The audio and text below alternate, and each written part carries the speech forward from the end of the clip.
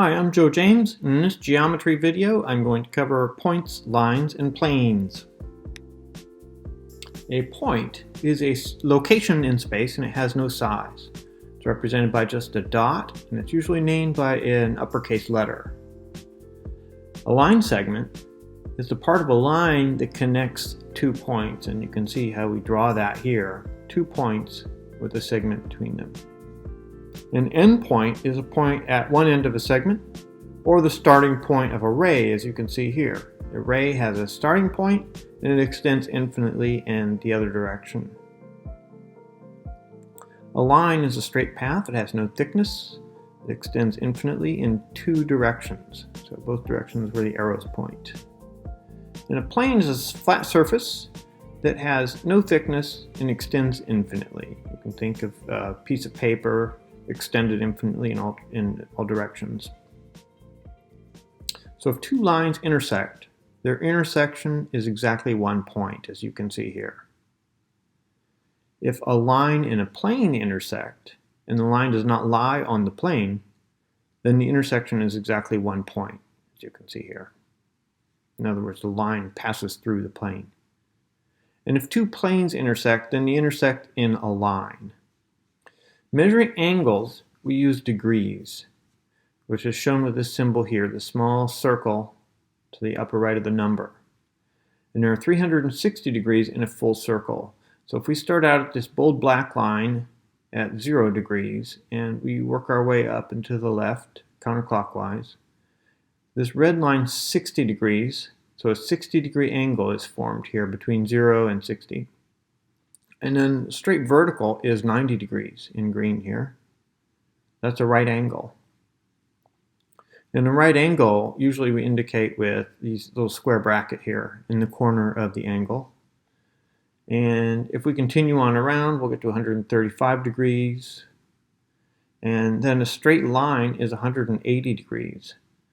So starting at 0 degrees and then going all the way in the opposite direction is 180 degrees. 270 points straight down, that's 3/4 of a circle, and then 360 is a full circle. So a segment bisector is a ray or a segment or a line that intersects a segment at its midpoint.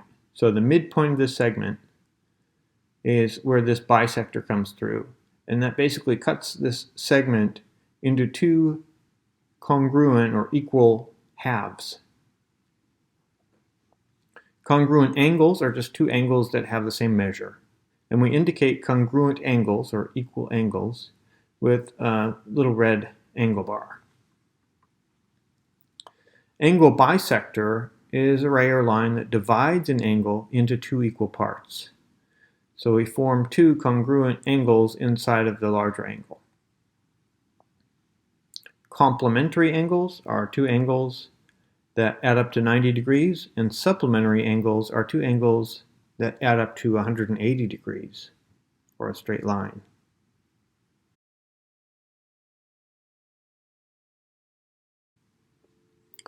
The coordinate plane is a plane that's divided into 4 regions.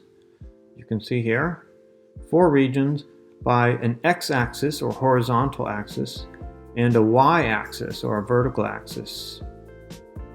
This is also called a Cartesian plane, and we use this for graphing lines. So the coordinate plane is divided into 4 quadrants. We have the quadrant 1, or first quadrant, is positive x and positive y. Quadrant 2 is for negative x and positive y. So when we start at the origin, when we're plotting a point, if the first number is positive, which is x, we're counting to the right, and if it's negative, we're counting to the left. So quadrant 3 is both x and y are negative, and quadrant 4, x is positive, y is negative. And you'll see as we start plotting points exactly what we mean by that. And the origin is the center of the coordinate plane at the point 0, 0, where the x and the y-axis intersect. An ordered pair is a point on the plane, and it's a pair of x and y coordinates. So here we have the x coordinate that always comes first, and the y coordinate always comes last. If the x coordinate is positive, then we're going to count from the origin to the right. Here we're going to plot 3, 2, so we'll count to the right 3 squares, so 1, 2, 3, and then the y value is 2, so we count up to 1, 2. So this is the point 3, 2.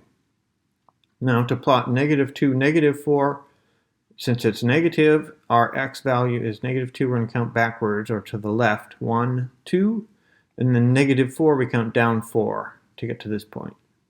If we want to find the distance between 2 points, which we are going to do very frequently in geometry, first thing we can do is realize that we have a base here, or an x value of the difference is 3, and there's a y difference from here to here of 1, 2, 3, 4, 5. So in other words, we can make a triangle out of this with a base of 3 and a side leg of 5. Now we can use the Pythagorean theorem to solve for this hypotenuse, the long side. So the x leg is the absolute value of the difference of the x's, and the y leg is the absolute value of the difference of the y's. And what we do to find that distance, that length of the hypotenuse, is we square the x length and we square the y length, we add them together, and we take the square root of that. 5.8 in this case. So a simplified formula for the distance between 2 points on a plane is x1 minus x2 squared plus y1 minus y2 squared. And then we take the square root of that whole thing. And that's what we just did to get 5.8. The slope of a line is indicated with an m. M is our symbol for the slope of a line, lowercase m, is equal to the rise over the run. So here's a line. We can see that between these 2 points on the line, the rise is 2. So 1, 2. And then the run is the x difference, right? So 1, 2, 3, 4, 5, 6. So a rise of 2 and a run of 6, both positive. So here we get a slope of 1/3 for this line. So a horizontal line is parallel to the x-axis. This line here, for example, has no slope, 0 slope. A vertical line has an undefined slope. Why? Because the denominator in that fraction is going to be 0. And when the denominator of a fraction is 0, it's undefined. A line that points up and to the right, like this one here, has a positive slope, a slope greater than 0. And a line that points down and to the right, or up and to the left, is going to have a negative slope, or a slope less than 0. Parallel lines in the coordinate plane are 2 lines that have the same slope. So these 2 blue lines here both have a slope of m equals 3, therefore they are parallel. Perpendicular lines are 2 lines that have a slope that is the negative inverse of the other. So here we have this black line with a slope of -1/3, and the blue line, which is perpendicular, they intersect at a right angle. So this one has a slope of 3. And in another example, if line AB is perpendicular to line CD, and the slope of AB is 3/4, then the slope of CD must be the negative inverse of 3/4, or -4/3. We just flip the fraction upside down and add a negative sign. So that is how to find a perpendicular line. Now there are different ways to write the equation for a line, most common being the slope-intercept form. So the slope-intercept form is the y= form of a line. Y equals mx plus b, where m is the slope, and we multiply the slope by x, and then we add an offset of b, which is the y-intercept. That's why we call it the slope-intercept. We know that m is the slope and b is the y-intercept, or where the line intercepts the y-axis. So this line here, this blue line for instance, has a y-intercept of 0 as passing right through the origin. It intercepts the y-axis at the 0 point. So the slope is 5. The formula for the line is just y equals 5x. There is no plus b because b is 0. So m equals 5 and y-intercept is 0. Now here's another line. First of all, it's pointing down and to the right. We can see that the slope is negative. And here's the equation for the line, y equals negative x minus 4. So we can see the negative x tells us that the slope is negative 1. M is negative 1. And y-intercept is this value here after the x, minus 4. So y-intercept is negative 4. And when we look at our graph of that line, yes, we can verify 1, 2, 3, 4. Yes, it's indeed intercepting the y-axis at the negative 4 point. And we can also see that the slope is negative 1 because as we start at one point and we try to find the next point on the line where it intercepts our grid, we have to go over to the right 1, or x equals 1, and down 1, y equals negative 1. So 1 over negative 1 is just a negative 1 slope. So that is the slope-intercept form of the line. We're going to use that a lot in geometry. It's the simplest form for a line. Let's do a sample here. Let's do a sample problem. Graph the line y equals 3x minus 2. We can look at this and see that this is the y equals format for the line. So we know two things instantly. The slope is 3. The y-intercept is negative 2. That means we could put a point on this graph right here, negative 2, on the y-axis. So let's do that. Start by plotting a point at 0, negative 2. Now we know the slope is 3, which means rise over run is 3 over 1. So if there's 3 up and 1 to the right, let's count and plot another point. 1, 2, 3 up, and 1 to the right. So given our slope of 3, we can go up 3 and over 1 from this point, and that is the second point on the line. Now that we have 2 points on the line, all we have to do is draw a line that passes through those 2 points. That gives us our line. So pretty simple to plot a line given the slope and y-intercept format for the line. Let's do another one here. This is a little trickier. Graph the line 4x plus 2y equals negative 6. Well, we can easily put this in the y-intercept format by doing some rearranging of this formula. But it's not in the y equals format yet. So the first thing we want to do is move this x value to the right by subtracting 4x from both sides. So we get 2y equals negative 4x minus 6. Now we need to divide both sides by 2 to get rid of this 2 next to our y here. When we divide both sides by 2, we get y equals negative 2x minus 3. Now we have a slope-intercept format for the line. So we know the slope is negative 2, the y-intercept is negative 3. So we could plot a point here at the negative 3, 0, negative 3, for our y-intercept. And then we can also use our slope value of negative 2 to count right 1 and down 2, right?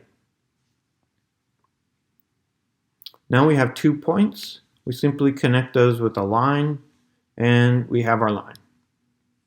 Another form of the equation for a line is the point-slope form. The point-slope assumes that you're given one point, and you know the slope, but you don't know what the intercept is.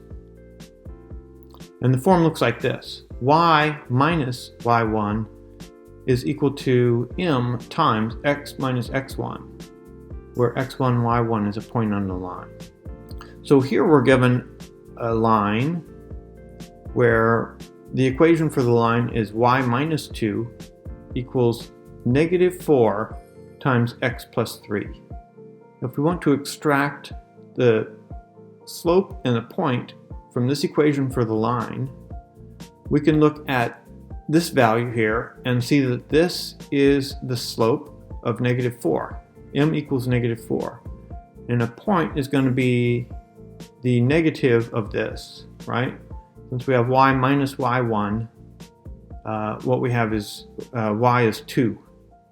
And our x value, the formula is x minus x1, and we have x plus 3. So we actually have negative 3 for x. So the point is negative 3, 2. And then we can plot that point. We can also use our slope, m equals negative 4, to count over 1 and down 4 to get another point, and then we can see how the line looks. If we want, we can confirm. Now, if we're given 2 points and we need to find a linear equation for that line, how do we do that? We're given 2 points. What we need to do is calculate the slope from those 2 points, and then we can use the point-slope format. So let's find the slope. The slope is rise over run. Given these 2 points, the rise is the difference of the y's. So y1 minus y2 is the rise. In this case, it's 6 minus 8. That's 2. Actually, it's negative 2. And the run is negative 4 minus 3, which is negative 7. So the negatives cancel each other out, and you get 2/7. So you get a positive 2/7 for the slope. And then we have a point. We can use either point, it doesn't matter. So we can plug the slope and 1 point into the point-slope equation. We get y minus 6 equals 2/7 times x plus 4. So that's our point-slope format for the line. Easy enough. We just calculate the slope. If we're given 2 points, we calculate the slope from that, and then we can use the point-slope format.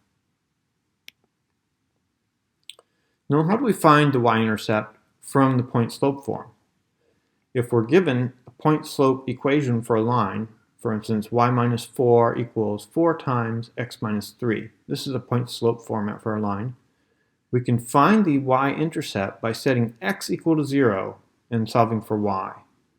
So we know that x is always going to be 0 at the y-intercept. So y minus 4 equals 4 times 0 minus 3. That multiplies out to a negative 12 on the right half here. Y minus 4 equals negative 12. We add 4 to both sides, we get y equals negative 8. So the y-intercept, or the point at which x is 0, is negative 8. The y-intercept point is 0, negative 8. If we want to find the intersection of 2 lines, let's say we're given the point-slope form for 2 lines, a y equals form, and we want to find the intersection point for those 2 lines. Easy enough, we drop the y's, we set these 2 linear equations equal to each other to find where they intersect. We solve for x. So 4x minus 3 equals x plus 6. You see, we took this side of the equation for this line and this side of the equation for this line. We set them equal to each other, and then we solve for x. So we move all the x terms to the left. In other words, we subtract an x from both sides. We get 3x. We move all the constants, or numerical terms, to the right by adding 3 to both sides. And we get 3x equals 9. And then we divide by 3, and we get x equals 3. Now we can plug that 3 back into either of these 2 equations. The easiest one is this one, because we're not doing multiplication.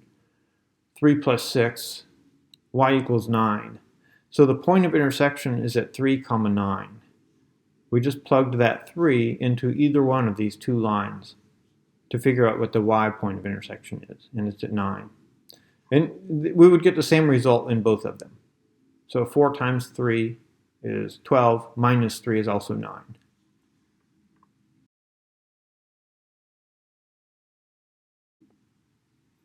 A transversal is a line that intersects two coplanar lines at two different points.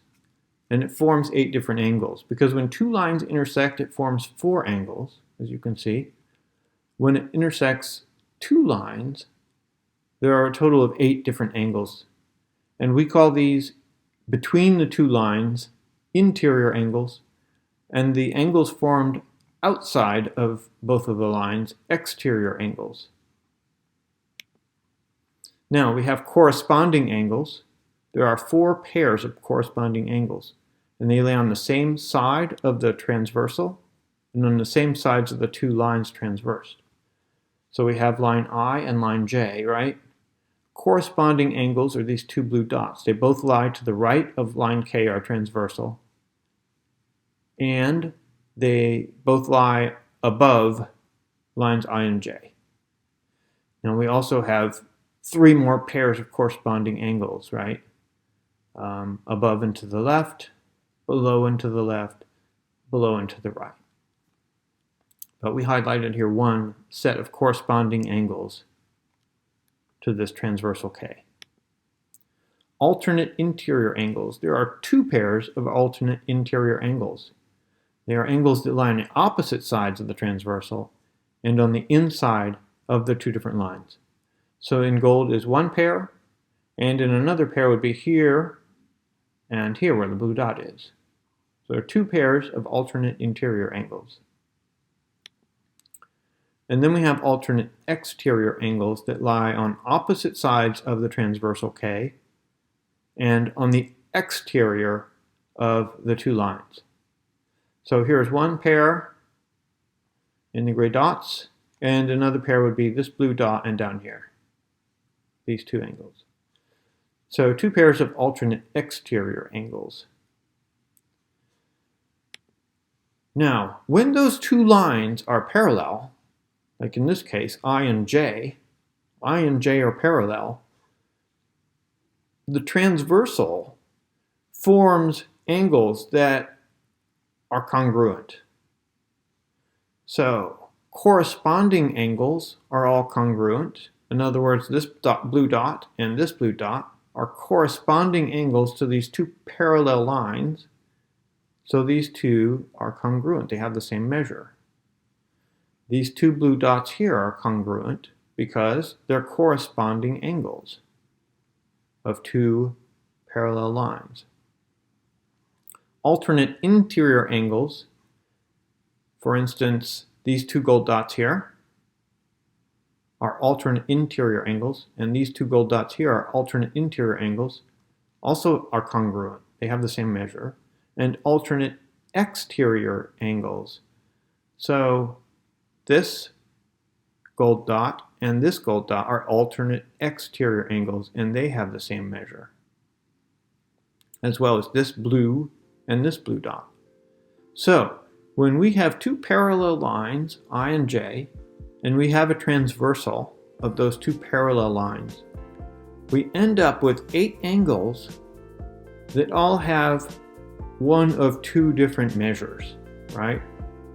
The blue is a larger angle and the gold dot is a smaller angle, but all of the gold angles are congruent and all of the blue angles are congruent. That concludes my video on points, lines, and planes. I hope you found this video helpful. If so, please click the thumbs up and subscribe to my channel. I'm Joe James. Thanks for watching.